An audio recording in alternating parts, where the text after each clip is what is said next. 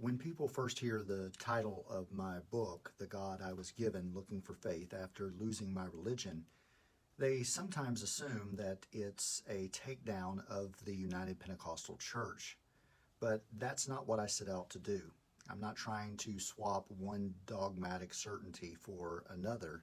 And there are plenty of great resources that have walked through the ins and outs of UPC doctrine point by point.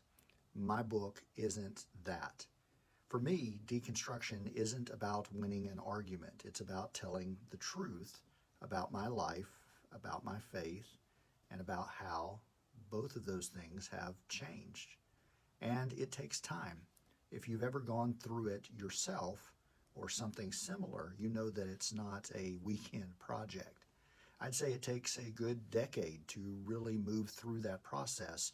And for me, that clock started in earnest in 2015 and accelerated in 2016, although if you read the book, you'll see it was really a lifetime.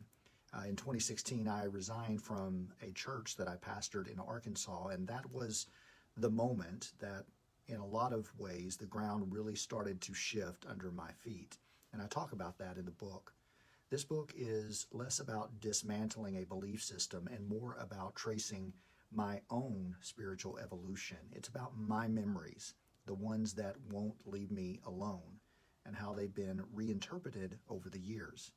Mostly, though, it's about people, the most formative relationships of my life, especially when I was a young man. Friends, mentors, family members, the ones who shaped me, sometimes in ways that I didn't understand at the time, and who continue to shape me still.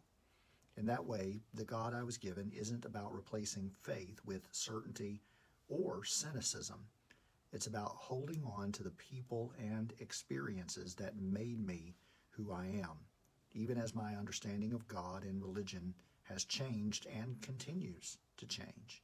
Because if faith is going to mean anything at all, it has to be able to survive that kind of honesty.